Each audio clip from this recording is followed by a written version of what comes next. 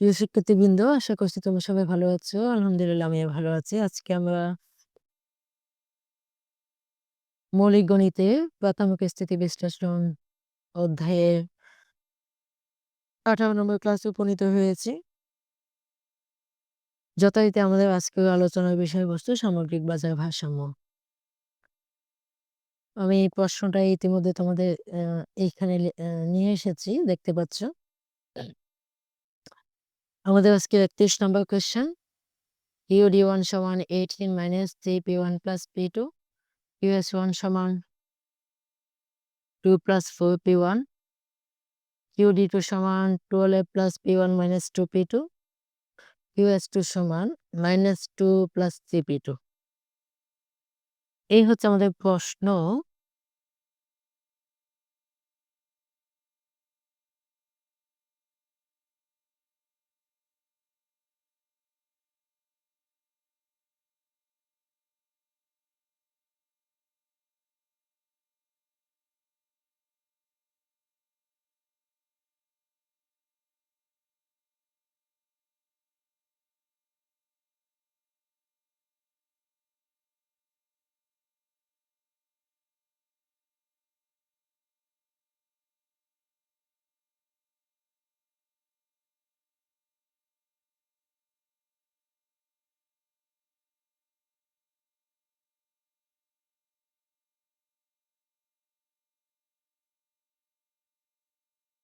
আমাদের প্রথম প্রশ্ন, ভারসাম্য দাম এবং পরিমাণ নির্ণয় করো। না, ভারসাম্য দাম এবং পরিমাণ নির্ণয় দেয় নাই। যোগানদাতার উপর 10% বিক্রয় করা হলে ভারসাম্য দাম এবং পরিমাণ কত, তাই না?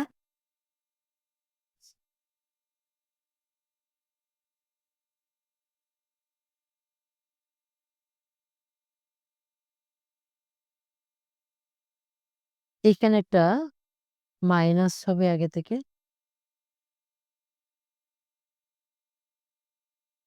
Minus 2 plus 4P1।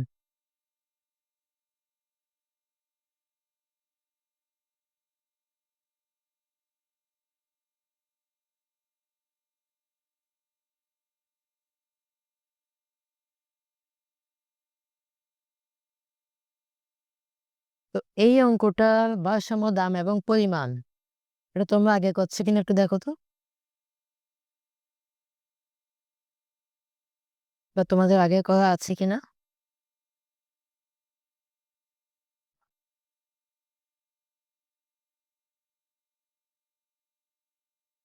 আমরা এই প্রশ্নটা ঠিক এই প্রশ্নটাই সমাধান করেছিলাম আমাদের সম্ভবত 14 নম্বর ক্লাসে 26 নম্বর প্রশ্ন।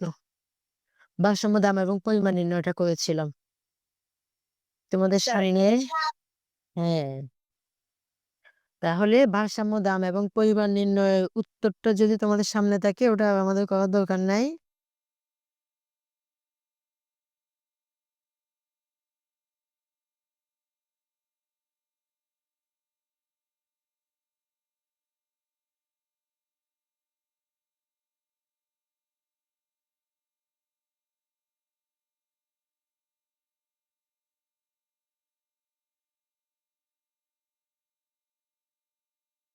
পরিমাণ, আমাদের এটা কয় নম্বর প্রশ্ন ছিল?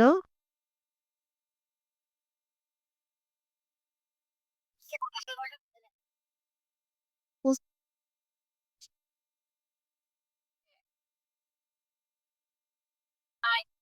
14 নম্বর ক্লাসে আমরা ভারসাম্য দাম এবং পরিমাণ নির্ণয় প্রশ্নটা সমাধান করেছিলাম।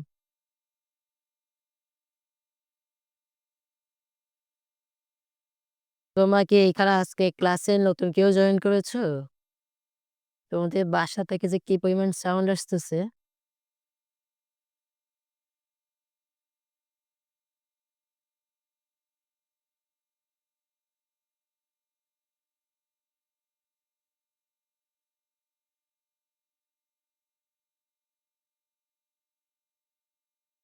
আমরা আমাদের প্রশ্নের সমাধানে চলে যাই।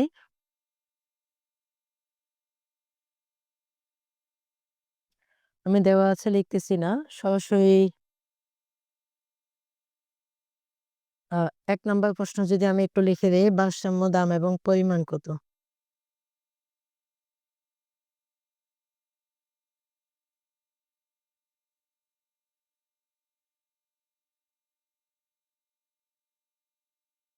তো এই ভারসাম্য দাম এবং পরিমাণ আমাদের এই প্রশ্নটা আমরা ক্লাস 14 এ সমাধান করা হয়েছে।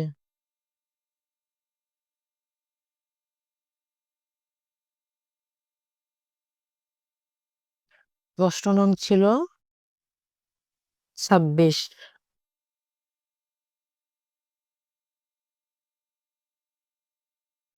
দেখো আমাদের 26 নম্বর প্রশ্নটা এই যে এটাই QD1 সমান 18 - 3P1 + P2, QS1 সমান -2 + 4P1, QD2 সমান 12 + P1 - 2P2, QS2 সমান -2 + 3P2। প্রথম প্রশ্ন ছিল ভারসাম্য দাম এবং পরিমাণ কত, এটা আমরা বের করেছিলাম। দ্রব্যদ্বয়ের সম্পর্ক বা প্রকৃতিক রূপ সেটা আমরা করেছিলাম। ঠিক আজকে এই 26 নম্বর কোয়েশ্চেনটায় আমাদের 31 নম্বর প্রশ্নে 31 নম্বর প্রশ্নে যোগানদাতার উপর 10% বিক্রয় আরোপ করা হলে ভারসাম্য দাম এবং পরিমাণ কত, এই অংশটুকু করা হচ্ছে। সরকারের রাজস্ব আয় কত, অর্থাৎ 26 নম্বর প্রশ্নের 1, 2, 3, 4 এটাই পূর্ণাঙ্গ কোয়েশ্চেন আমি বলতে পারি। 26 নম্বর প্রশ্নে আমাদের 1, 2 ছিল ভারসাম্য দাম এবং পরিমাণ কত, দ্রব্যদ্বয়ের সম্পর্ক বা প্রকৃতি কিরূপ। ঠিক সেটা আমরা 31 নম্বর কোয়েশ্চেন বা আজকে 18 নম্বর ক্লাসে এসে আর দুটো কোয়েশ্চেন এড করে দিয়েছি। যোগানদাতার উপর 10% বিক্রয় কর আরোপ করা হলে ভারসাম্য দাম এবং পরিমাণ কত, সরকারের রাজস্ব আয় কত। যেহেতু আমরা 26 নাম্বার কোয়েশ্চেনটা সমাধান করেছি, ওটা নিয়ে আমি আর কথা বলছি না। আমরা সরাসরি এই 1 নাম্বার প্রশ্নের সমাধানে চলে যাচ্ছি।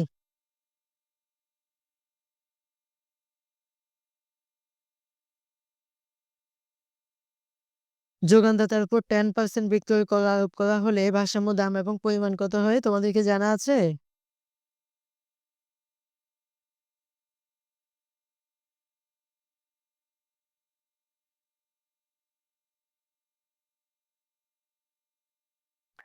এই প্রশ্নের উত্তরটা একটু আমরা লিখে ফেলি।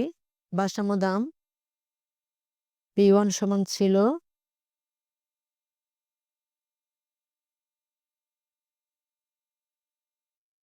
3.35 টাকা। তোমাদের সামনে উত্তরটা থাকলে তোমরা চেক করে নিতে পারো। ভারসাম্য পরিমাণ P2 বার সমান ছিল 3.45 টাকা। ভারসাম্য পরিমাণ Q1 সমান ছিল 11.4 একক।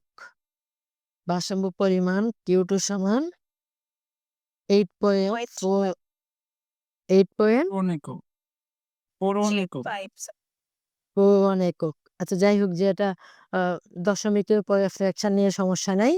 এটাই ছিল ভারসাম্য দাম এবং পরিমাণ নির্ণয়। আমরা আজকে 2 নম্বরটা সমাধান করতে যাচ্ছি। যোগানদাতার উপর 10% বিক্রয় কর বসালে কি হয়? শব্দটা ভালো করে খেয়াল করো। কার উপর ট্যাক্স বসিয়েছি?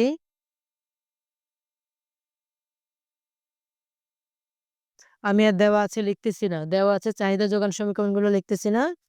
সরাসরি সমাধানে চলে যাচ্ছি। 10%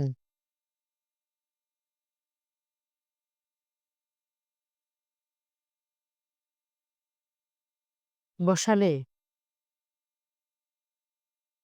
যোগানদাতার উপর 10% বিক্রয় কর বসালে কোন সমীকরণ পরিবর্তন হবে?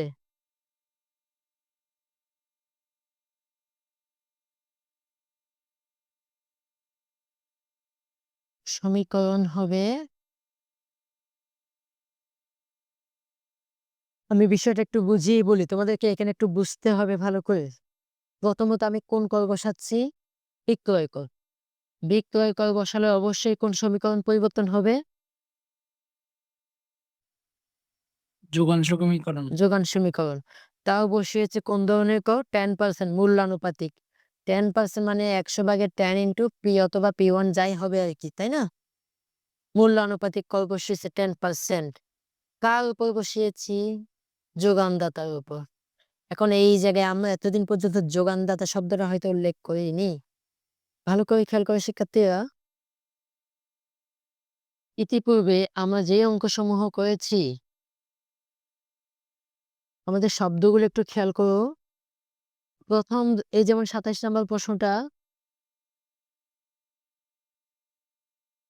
প্রথম দ্রব্যের উপর একক প্রতি ৩ টাকা কর বসালে ভারসাম্য দাম এবং পরিমাণ কি হবে এটা। প্রথম দ্রব্যটা বলে দিয়েছিলাম। প্রথম দ্রব্য বলতে আমরা P1 বুঝেছিলাম। যেহেতু বিক্রয় কর বসিয়েছি আমরা যোগান সমীকরণ পরিবর্তন করেছিলাম। আমাদের এই QS1 যোগান সমীকরণ P1 আছে বিধায় আমরা এখানে P1 থেকে ১ বিয়োগ করেছিলাম। দ্বিতীয় যোগান সমীকরণ QS2 এইখানে P1 নাই, এই যে প্রথম দ্রব্য বলেছে এইখানে P1 নাই বিধায় আমাদের দ্বিতীয় দ্রব্যের যোগান সমীকরণ পরিবর্তন হয় নাই। ১৫ নম্বর অঙ্কে আমরা এই কাজটা করেছিলাম। আচ্ছা, এরপর খেয়াল করো, এইখানে আমরা একই শব্দ বলেছি প্রথম বাজারে একক প্রতি দ্রব্যের উপর ২ টাকা ভর্তুকি প্রদান করলে। আচ্ছা, আমার মনে হয় ২৮ নম্বর অঙ্কটা আমি তোমাদেরকে করাইনি, রেকর্ড ক্লাস দেওয়ার কথা ছিল।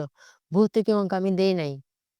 আমরা ২৯ নম্বর অঙ্কে আসি। এখানেও দেখো প্রথম দ্রব্যের উপর একক প্রতি ১ টাকা কর বসালে কোন কর উল্লেখ করে নাই, তাই বিক্রয় কর ধরে নিয়েছিলাম। অবশ্যই যোগান সমীকরণ পরিবর্তন হবে।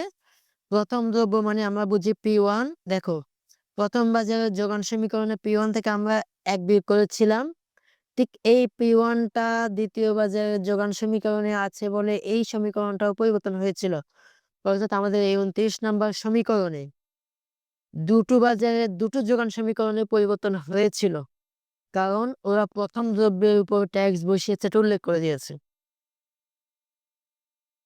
তাহলে আমরা এই ২৯ নাম্বার অঙ্ক এবং ২৭ নাম্বার অঙ্কের মধ্যে পার্থক্য পেলাম কোথায়? ২৭ নাম্বারে প্রথম দ্রব্য বলেছে মানে P1, ২৯ নম্বরে প্রথম দ্রব্য বলেছে মানে P1 কিন্তু এবং বিক্রয় কর মানে যোগান সমীকরণ পরিবর্তন হবে।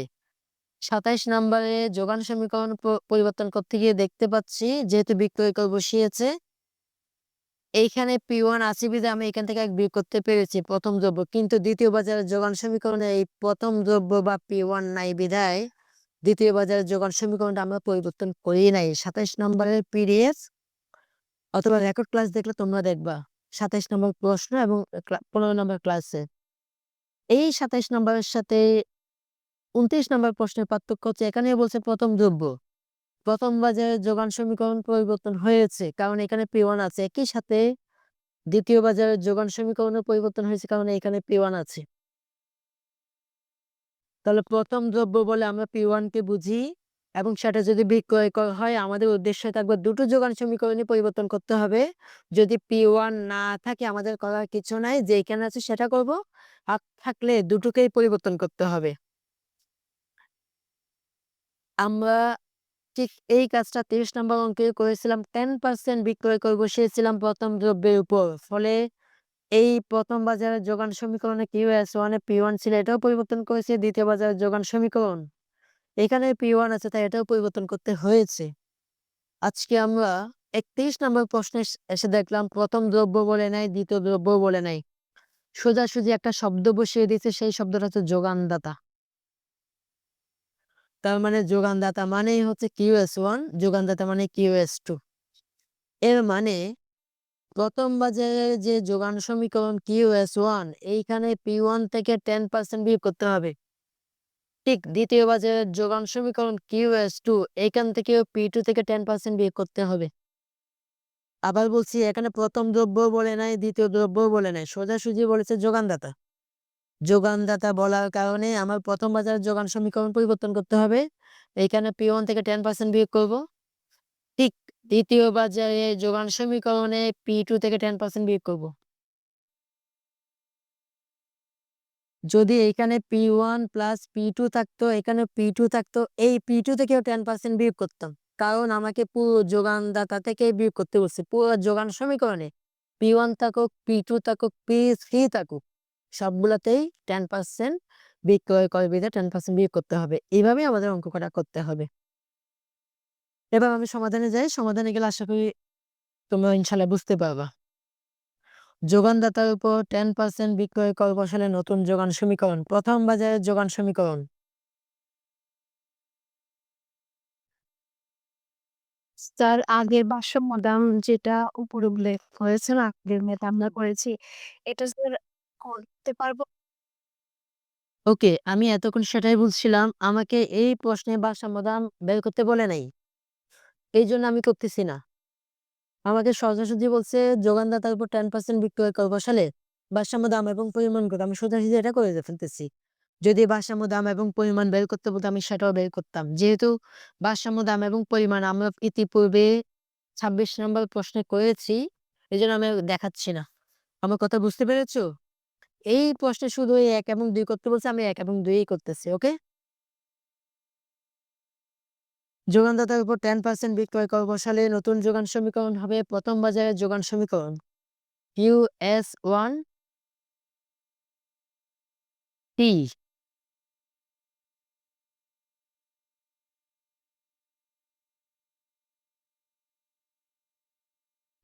T সমান -2 + 4 P1 থেকে 10% বিয়োগ করবো ১০০ ভাগে 10 × P1।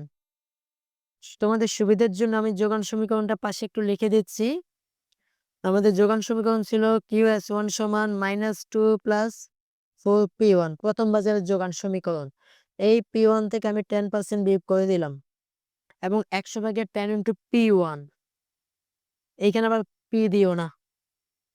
এখন এই সমীকরণটা পরিবর্তন করলে কি হয় একটু দেখে নেই। -2 + 4 × P1 - 0.1 P1।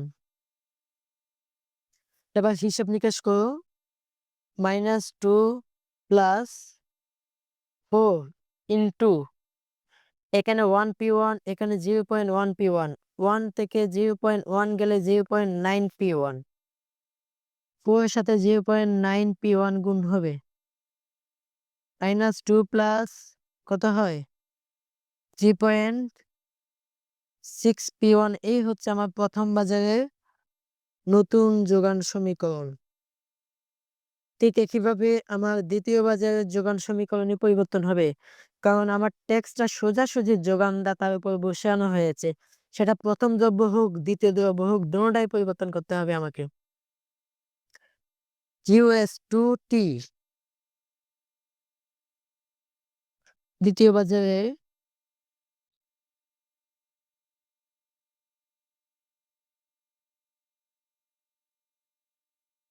ক্ষেত্রে QS2T সমান, আমি যোগান সমীকরণটা একটু পাশে লিখতেছি।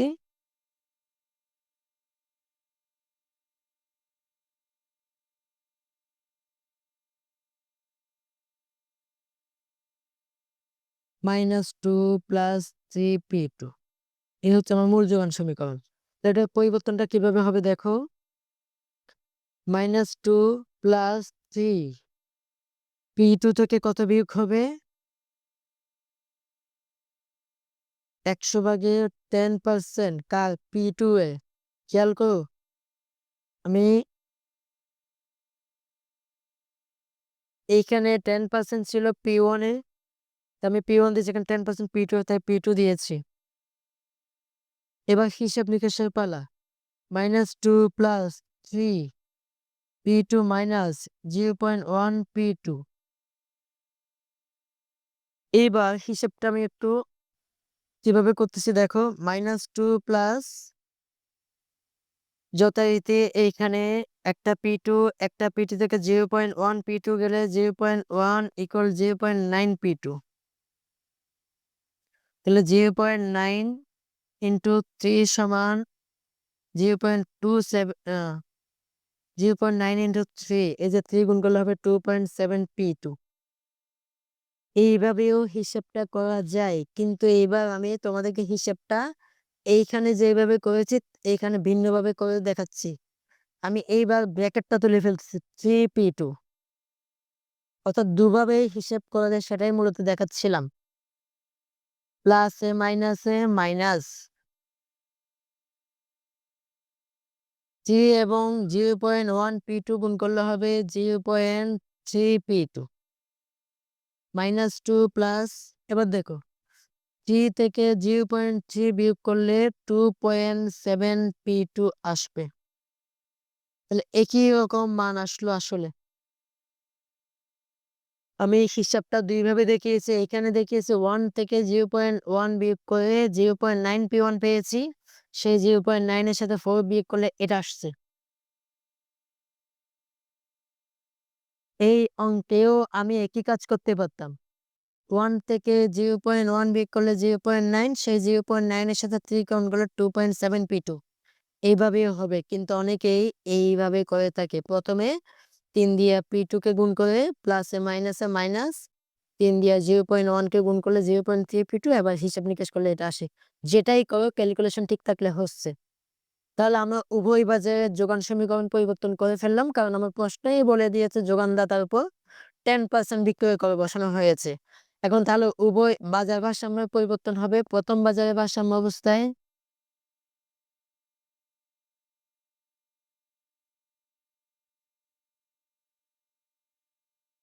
১ম বাজারের ভারসাম্য অবস্থায় QD1 সমান QS1T পরিবর্তিত চাহিদা যোগান সমীকরণ। আমাদের QD1 এর মান হচ্ছে 18 মাইনাস 3p1 প্লাস p2। আমাদের নতুন যোগান সমীকরণের মান হচ্ছে -2 প্লাস 3.6p1। এবার এখান থেকে আমরা ইচ্ছে মতো নিজেদের মধ্যে হিসাব নিকাশ করতে পারবো। 3p1 প্লাস p2 ওই পাশ থেকে -3.6p1 নিয়ে আসলাম। -2 -18 কি হয় দেখি? 3p1 -3.6p1 -6.6p1 plus p2 সমান -20 এটা।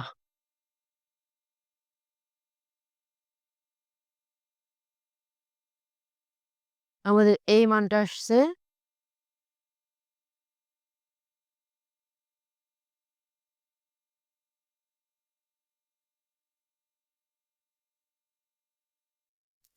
এখন এইখান থেকে আমরা p2 এর মানটা সুতরাং p2 সমান -20 প্লাস 6.6p1 এটাকে ১ নাম্বার সমীকরণ দিয়ে ফেললাম।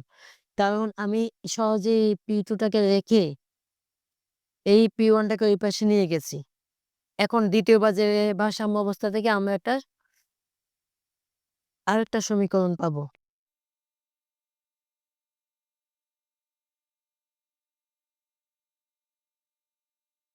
অবস্থায় QD2 সমান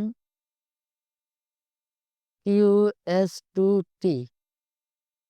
আমাদের QD2 এর মান হচ্ছে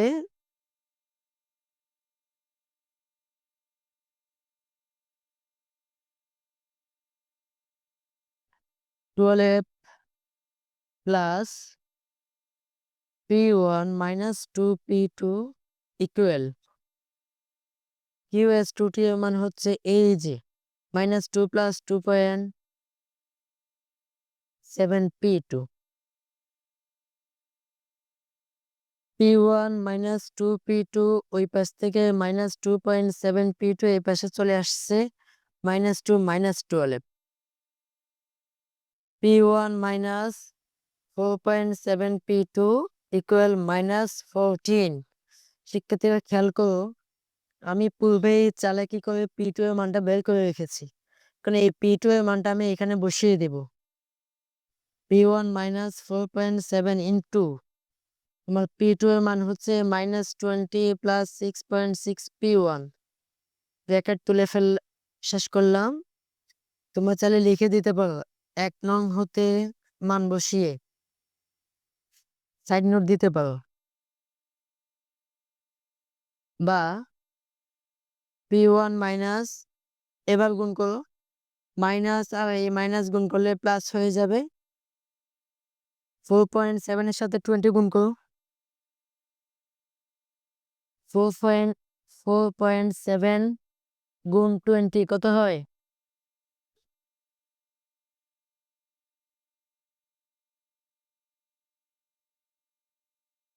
94 তাই না? তারপর হ্যাঁ? 94 হ্যাঁ, 90 হ্যাঁ 94 দিয়েছি। এরপর দেখো a মাইনাস এবং a প্লাসে গুণ করলে প্লাসে মাইনাসে মাইনাস। 4.7 এর সাথে 6.6 গুণ করো। 31 28.2 না, না 4.7 এর সাথে 6.6 গুণ করলে আট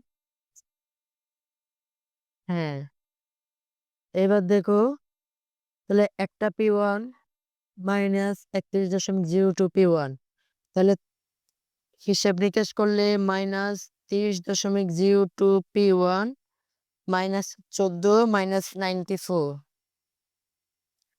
মাইনাস P1 সমান মাইনাস 108 মাইনাস 30.02 ভাগ করে এবার 108 94 আর 14 গুণ করলে যোগ করলে 108 হয়।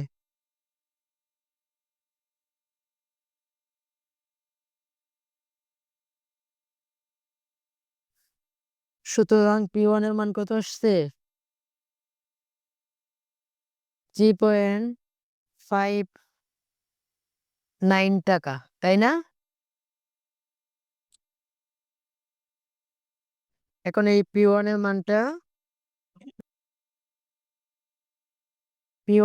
আমি 1 নাম্বার সমীকরণে বসায় দেব। তাহলে P2 এর মান পেয়ে যাব।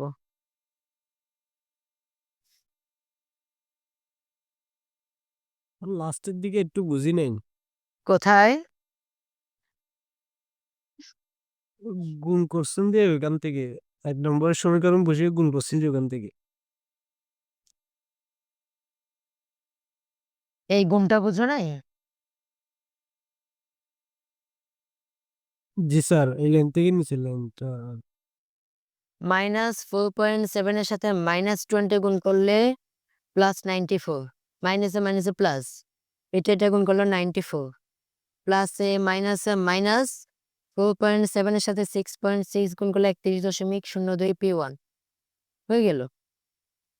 এরপর এখানে একটা P1 এখানে -31.02 P1 তো এটা থেকে এটা বিয়োগ করলে মাইনাস চিহ্ন বড় বিধায় 30.02 P1 থেকে যায়। 94টা এই পাশে নিয়ে আসছি। ব্যাস এই মানটা চলে আসছে। P1 সমান এতটা 1 নং সমীকরণে বসিয়ে পাই আমাদের 1 নম্বর সমীকরণ কি? P2 সমান এই যে তোমরা -20 প্লাস 6.6 P1 হ্যাঁ বলো। স্যার ওই 2 নম্বর সমীকরণটা স্যার। আমাদের তো কোনো 2 নম্বর সমীকরণ নাই। আমাদের তো 1 নম্বর সমীকরণ। সমীকরণ তো একটা, 2টা কই পেয়েছি?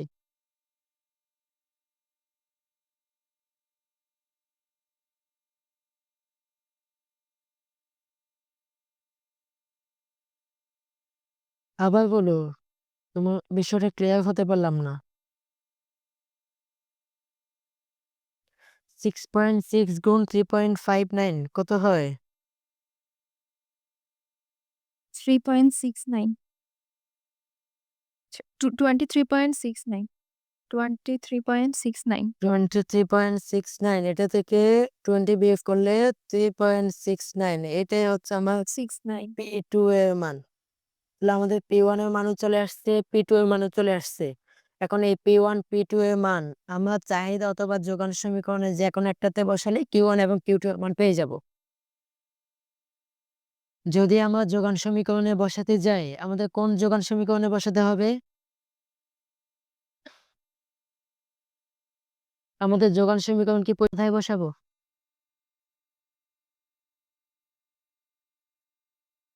আমরা QD1 অথবা QS1T যেকোনো একটাতে বসাতে পারবো। এটাতে বসালে যে মান আসবে, এটাতে বসালে সেম মান আসবে। আমি আবার বলছি, আমরা মান বসালে অবশ্যই পরিবর্তিত যোগান সমীকরণে বসাতে হবে অথবা QD1 এ বসাতে হবে। কোনোভাবেই আমাদের প্রশ্নে প্রদত্ত যোগান সমীকরণে বসানো যাবে না। কারণ এইটা আমরা রাখি নাই। এটা হচ্ছে ভারসাম্য দাম এবং পরিমাণ বললে তখন যেটা হতো সেটা। পরবর্তী ভারসাম্য এই পরিমাণ বের করতে গেলে অবশ্যই হয় চাহিদা সমীকরণ না হয় পরিবর্তিত যোগান সমীকরণে বসাতে হবে। আমরা যোগান সমীকরণে বসাই, পরিবর্তিত যোগান সমীকরণে।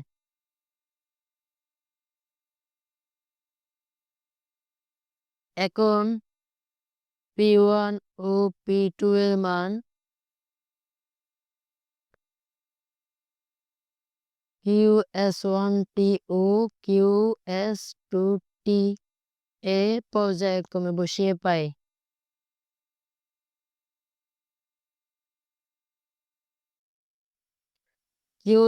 আমি আবার বলছি, কেউ যদি এগুলোতে বসাতে না চাও অবশ্যই QD1 অথবা QD2 তে বসালে হবে, সেম অ্যান্সার আসবে।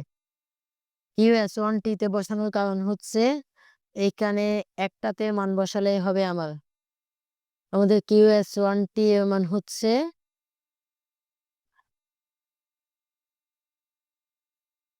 -2 + 3.6 P1 এই মানটাই বসাবো।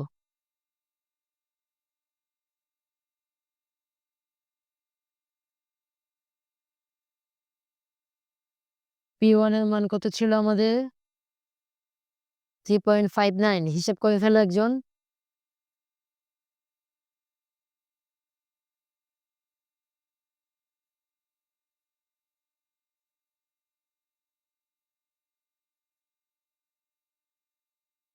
(3.6 × 3.59 গুণ করে -2 বিয়োগ করো।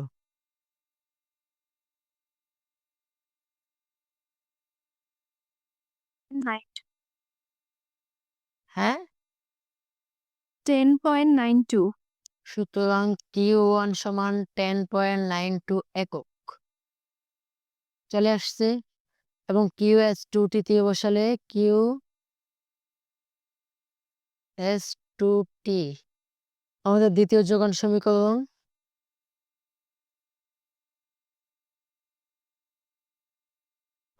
-2 + 2.7 P2 -2 + 2.7 × P2 এর মান কত আমাদের? P2 এর মান কত? 3.69 টাকা। 3.69। জি স্যার। 3.69 ঠিক আছে তো? মানে কোনো ভুল হয় না তো, না?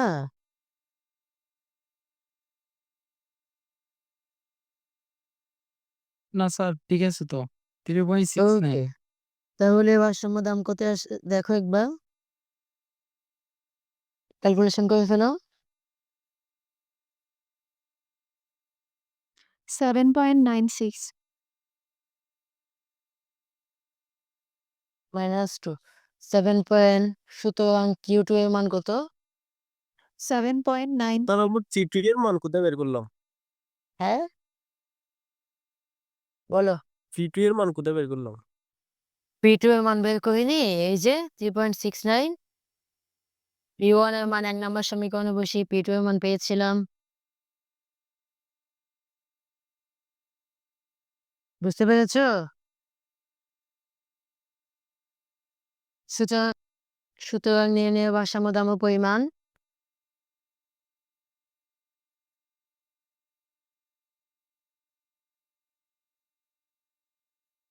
P1 এর মান কত ছিল? স্যার আমার তো Q2 এর মান 7.38 আসছে। আমি QD2 তে বসেছিলাম। ও QD2 তে বসাতে মানে একটু পরিবর্তন হয়েছে। 7.38 আসছে। ও P2 এর মান কত বসিয়েছো? Q এর মান 3.69 আচ্ছা দেখি, আমরা আগে আমার হিসাব নিকাশ করে লিখে ফেলি। P2 এর মান হচ্ছে আমাদের 3.69 P1 এর মান হচ্ছে 3.59, Q1 এর মান ভারসাম্য পরিমাণ।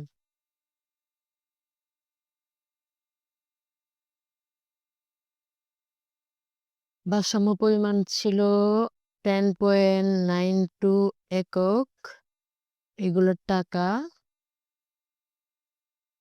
Q2 হচ্ছে 7.96 একক। এই হচ্ছে আমাদের মূল সমাধানটা। এখন QD2 তে বসিয়ে হয়তো ফ্র্যাকশনের কারণে পয়েন্ট এদিক সেদিক হয়েছে মূল 7 পয়েন্টের পরে, তাতে কোনো অসুবিধা নাই। বুঝতে পেরেছো? জি স্যার। ক্যালকুলেশন ঠিক থাকলেই হচ্ছে। এই গেল আমাদের প্রশ্ন। আমাদের 2 নম্বর প্রশ্নটা গুরুত্বপূর্ণ। সরকারের রাজস্ব আয় কত? আবার বলছি, কয় নম্বর কোয়েশ্চেন? খুবই গুরুত্বপূর্ণ। রাজস্ব আয় কিভাবে বের করে একটু দেখো।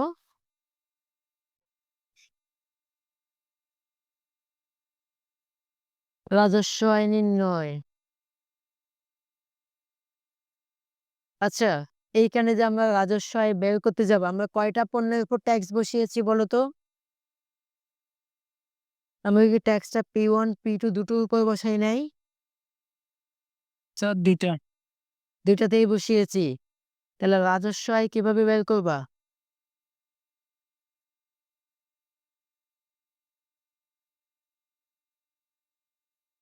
স্যার বিক্রয়ের উপর না? প্রথমত প্রথম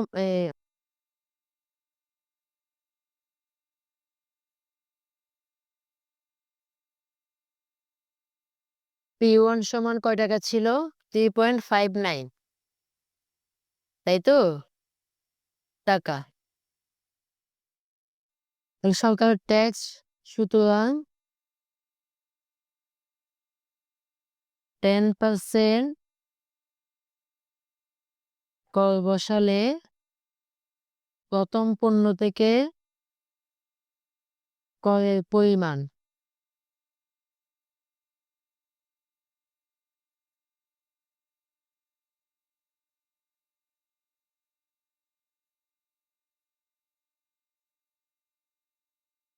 দেখো 3.59 ইন্টু 10%।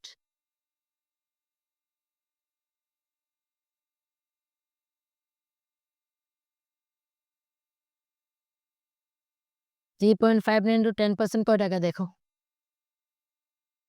কত হয়?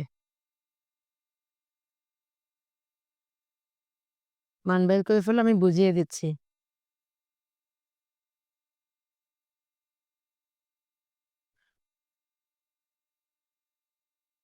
0.35। এত টাকা। বিষয়টা বুঝাই বলি। আমাদের প্রথম দ্রব্যের দাম ছিল কয় টাকা? 3.59 টাকা, তাই তো? এই টাকার উপর সরকার কয় টাকা ট্যাক্স বসাইছে? 10%। 3.59 এর 10% সমান এত টাকা। তাহলে প্রথম পণ্যটা কয় একক বিক্রয় হয়েছে? 10.9 একক না? তাহলে প্রতি একক থেকে সরকার ট্যাক্স আদায় করতেছে 0.359 টাকা। তাহলে 10.9 একক থেকে কয় টাকা ট্যাক্স পাবে? 10.92 একক। সুতরাং প্রথম পণ্য হতে মোট রাজস্ব সমান বিক্রয়ের পরিমাণ কত? 10.92 ইন্টু ট্যাক্সের পরিমাণ কত? 3.359। বিষয়টা বুঝতে পারছো? কেউ যদি প্রতীকের সাহায্যে লিখতে চাও তাহলে এইভাবে লিখতে হবে, Q1T ইন্টু ট্যাক্স। Q1T হচ্ছে 10.92, যেটা আমরা আগেই বের করে রেখেছি 10.92। এই যে প্রতি একক একক থেকে ট্যাক্স বসানোর পরে বিক্রয়ের পরিমাণ 10.92। প্রতি একক থেকে ট্যাক্স পাবে সরকার 0.359 টাকা। তাহলে মোট ট্যাক্স কত আবার বের করো গুণ করলে। এই ব্যাখ্যাগুলো আমরা কিন্তু আগে দিয়েছি। 3.92।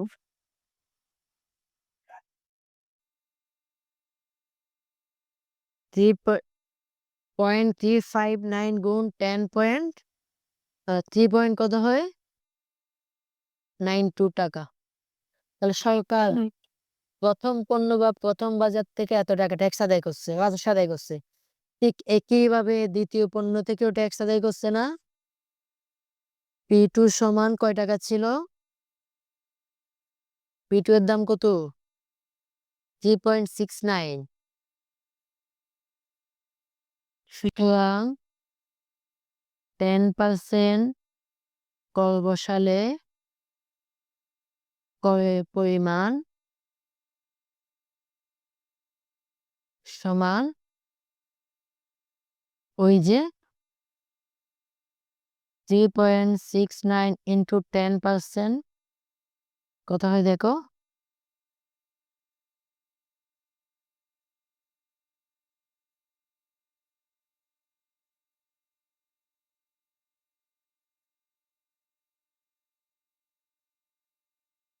কত হয়? কারো হয় নাই? 0.369 টাকা। তাহলে প্রতি একক থেকে এত টাকা। ট্যাক্স বসানোর পরে দ্বিতীয় পণ্যে বা দ্বিতীয় বাজারে বিক্রয়ের পরিমাণ Q2 সমান কত? 7.96। সুতরাং দ্বিতীয় পণ্য হতে মোট রাজস্ব সমান পরিমাণ কত? 7.96 গুণ প্রতি এককের ট্যাক্সের পরিমাণ 3.369 গুণ করো এবার।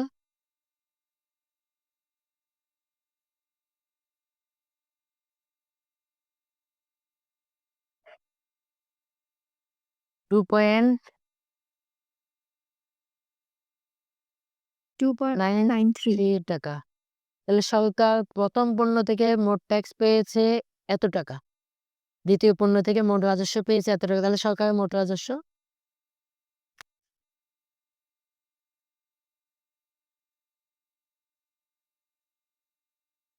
রাজস্ব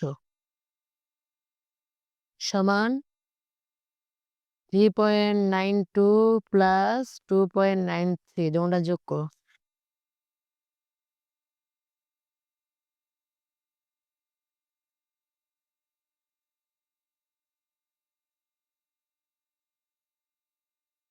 কত হয়? 6.85 ব্যাস হয়ে গেল। এই রাজস্বের বিষয়টা তোমরা ধরতে পারছো কিনা? সরকার কয়টা পণ্য থেকে রাজস্ব পাবে? পণ্য থেকে। একটা পণ্য থেকে। কিন্তু ঘটনা হয়ে গেছে কি, এখানে ওই পার্সেন্টেজ বলাতে আমাদেরকে ট্যাক্সের পরিমাণটা বের করতে হয়েছে। দামের সাথে পার্সেন্টেজ গুণ করে প্রতি এককের ট্যাক্স এত টাকা। প্রথম পণ্য থেকে মোট ট্যাক্স, প্রথম পণ্যের বিক্রয়ের পরিমাণ এবং একক প্রতি ট্যাক্স হয়ে গেল। দ্বিতীয় পণ্যের দাম এত টাকা, তাহলে 10% কর বসালে এখানে সরকার রাজস্ব পাবে এত টাকা। তাহলে দ্বিতীয় পণ্য থেকে মোট রাজস্ব, দ্বিতীয় পণ্যের পরিমাণ গুণ একক প্রতি ট্যাক্স, এবার দুটোটা যোগ করলাম, সরকারের মোট ট্যাক্স হয়ে গেল। এই হচ্ছে আজকে আমাদের কোয়েশ্চেন, আমাদের প্রশ্ন। এই প্রশ্নটা গুরুত্বপূর্ণ শুধুমাত্র এই প্রশ্ন প্যাটার্নের কারণে। আমাদেরকে এখানে বলে দিয়েছে যোগানদাতার উপর 10% বিক্রয় কর বসালে ভারসাম্য দাম এবং পরিমাণ কত হবে, এই শব্দটাই। এই শব্দটার কারণে আমাদেরকে উভয় বাজারে যোগান সমীকরণকে পরিবর্তন করতে হয়েছে। উভয় বাজার যোগান সমীকরণ এবং রাজস্ব বের করতে বলেছে, তখন আমাকে P1 এর মোট রাজস্ব, P2 এর মোট রাজস্ব বের করে দুটোটা যোগ করতে হয়েছে। এভাবেই আমরা এই সমস্যার সমাধান করেছি। এবং যোগানদাতার উপর ট্যাক্স বসালে কিভাবে পরিবর্তন করব, প্রথম পণ্যের উপর বা প্রথম বাজারের উপর ট্যাক্স বসালে কিভাবে পরিবর্তন করব তার ব্যাখ্যাটাও আজকে আমরা দিয়েছি। এবং একই সাথে আরেকটা মজার বিষয় খেয়াল করো, যদি এখানে P2 থাকতো আমাকে এই P2 থেকেও 10% বিয়োগ করে হিসাব করতে হতো। এখানেও ভাগ্যিস উভয় যোগান সমীকরণে একটা মাত্র পণ্যের দাম করে দেয়া আছে বিধায় আমাদেরকে উভয়টা পরিবর্তন করতে হয় নাই। তো একটু প্রথম থেকে আমরা দেখে নেই আমরা কি সমাধান করেছি আজকে। আমাদের যেই মডেলটা দেওয়া ছিল এখান থেকে ভারসাম্য দাম এবং পরিমাণ কত এটা আমাদেরকে করতে হয় নাই। কারণ এই প্রশ্নটা আমরা আগেও করে ফেলেছি এবং আমাদের আজকের প্রশ্নে এটার নির্ণয় করতে বলা হয় নাই। তারপর আমি বোঝার সুবিধার্থে এটা লিখে দিয়েছি। আমাদের প্রথম প্রশ্ন যোগানদাতার উপর 10% বিক্রয় করা হলে ভারসাম্য দাম এবং পরিমাণ কত? যেহেতু যোগানদাতার উপর বলা হয়েছে আমি উভয় বাজারের যোগান সমীকরণ পরিবর্তন করেছি এবং উভয় বাজারের ভারসাম্য অবস্থা QD1 সমান QS1T S1T এইখান থেকে একটা সমীকরণ পেয়েছি। এখান থেকে আমি P2 এর মান বের করে রেখেছি। P2 এর মান বের করা আমার জন্য সহজ ছিল। দ্বিতীয় বাজারের ভারসাম্য অবস্থা QD2 সমান QS2T এইখান থেকে আমি আরেকটা সমীকরণ পেয়েছি। ওই সমীকরণে আমি ১ নাম্বার সমীকরণে P2 এর মানটা বসিয়ে ফাইনালি এখান থেকে আমি P1 এর মান পেয়েছি। আচ্ছা আমার এই P1 এর মানটা ঠিক আছে কিনা একটু সবাই দেখো তো? আমাদের হিসাব নিকেশে কোনো ভুল হয়েছে কিনা একটু চেক করে নিবা। 3.59 টা ঠিক আছে না? 94 সাথে 14 যোগ করলে 108ই হয়। ওকে, ঠিক আছে। এই P1 এর মানটা আমি ১ নাম্বার সমীকরণে বসে P2 এর মান পেয়েছি এবং P1, P2 এর মান যথাক্রমে পরিবর্তিত যোগান সমীকরণ দোনোটাতে বসিয়ে Q1 এবং Q2 এর মান পেয়েছি। Q1, Q2 তোমরা চাইলে QD1 এবং QD2 এর মান বসাতে পারবে। সেক্ষেত্রে দশমিকের পরে মানে একটু এদিক সেদিক হইতে পারে, তাতে কোনো অসুবিধা নেই। নির্ণয় ভারসাম্য দাম এবং পরিমাণ উত্তর লিখে ফেললাম। সরকারের মোট রাজস্ব আয় কিভাবে করেছে সেটা আমরা দেখালাম। এই হচ্ছে আজকে আমাদের প্রশ্নের সমাধান। আমরা মূলত বাজার ভারসাম্যের সামগ্রিক বাজার ভারসাম্য মডেলের বিভিন্ন ধরনের অনেকগুলো সমাধান করেছি অলরেডি। আজকে আমাদের প্রশ্ন ছিল ২৯ নাম্বার। আমরা এইখানে শুধুমাত্র ভর্তুকি বসালে কি হবে সেটা তোমাদেরকে আমি দেখাই নাই বা করাই নাই। তার রেকর্ড ক্লাস আমি তোমাদেরকে দিয়ে দিব। ভর্তুকি দিলে যোগান সমীকরণে যোগ করতে হবে, এটুকুই পার্থক্য, আর কোনো কাজ নাই। আমরা ২৯ নাম্বার ২৩ নাম্বার গত ক্লাসে করেছি, আজকে ৩১ নাম্বার করলাম। ৩২ নাম্বার প্রশ্নটা আমি একটু বলে দিচ্ছি, এটা আশা করি তোমরা পারবে। আমি রেকর্ড ক্লাস দিয়ে দিব। QD1 QS1 QD2 QS2 এখন যোগান সমীকরণে P1 P2 দুটি আছে, যোগান সমীকরণে P1 P2 দুটোই আছে।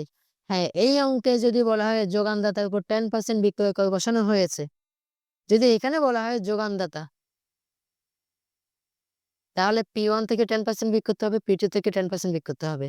এখানে P1 থেকে 10% P2 থেকে 10% বিয়োগ করতে হবে। আশা করি আমি কোন জিনিসটা বারবার হাইলাইটস করতেছি তোমরা ধরতে পারতেছো। দেখি এখানে কি বলেছে, উভয় দ্রব্যের ভারসাম্য দাম এবং পরিমাণ নির্ণয় করতে বলছে, এটা তোমরা পারবা।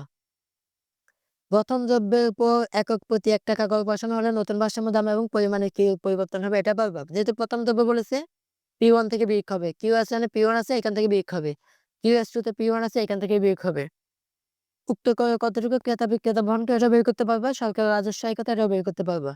দ্বিতীয় দ্রব্যের উপর 10% কর বসানো হলে ভারসাম্য দাম এবং পরিমাণ কত হবে, সেক্ষেত্রে P2 থেকে 10% বিয়োগ করতে হবে। অর্থাৎ এই অঙ্কে একক কর এবং মূল্যানুপাতিক কর দুটি একসাথে দিয়েছে, যা আমরা আগে আলাদা আলাদাভাবে করেছি। আলাদা আলাদাভাবে কিভাবে?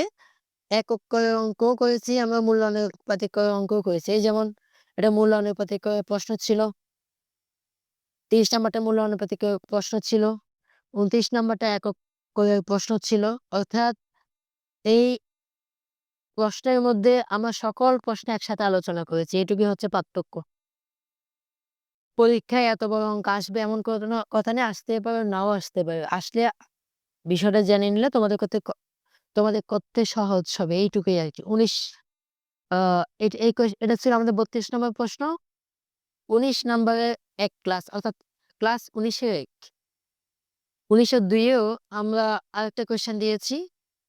QD1 QS1 QD2 QS2 দ্রব্যদ্বয়ের প্রকৃতিকে আমরা নির্ণয় শিখেছি। ভারসাম্য দাম এবং পরিমাণ কতটাও পারি। প্রথম বাজারে একক প্রতি বিক্রেতার উপর ৫ টাকা কর বসালে, এইটা একটু পার্থক্য আছে। ৩ নম্বর প্রশ্নটা দেখো, প্রথম বাজারে একক প্রতি বিক্রেতার উপর ৫ টাকা কর বসাইছে। মানে প্রথম বাজারে P1 থেকে ৫ টাকা বিয়োগ করব। দ্বিতীয় বাজারে একক প্রতি বিক্রেতার উপর ২ টাকা ভর্তুকি দিয়েছে। এই দ্বিতীয় বাজারে কিন্তু ট্যাক্স বসায় নাই, ভর্তুকি দিয়েছে। তার মানে P2 এর সাথে ২ যোগ হবে।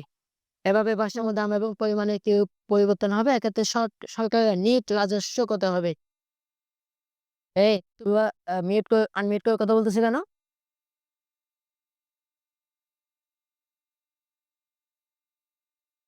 ৩৩ নম্বর কোয়েশ্চেনটা আমি চেষ্টা করব তোমাদেরকে রেকর্ড ক্লাস দিয়ে দিতে। এই দোনোটাই ৩২ এবং ৩৩। আজকের ক্লাস আমাদের এখানেই থাক, এখানে শেষ হোক। এখন তোমাদের কোনো প্রশ্ন থাকলে আমাকে জিজ্ঞেস করতে পারো। তোমাদের কোনো প্রশ্ন আছে? স্যার। যদি না থাকে আমরা ক্লাস এখানেই শেষ করি। সবাই ভালো থাকো, সুস্থ থাকো। আল্লাহ হাফেজ। ওয়ালাইকুম আসসালাম।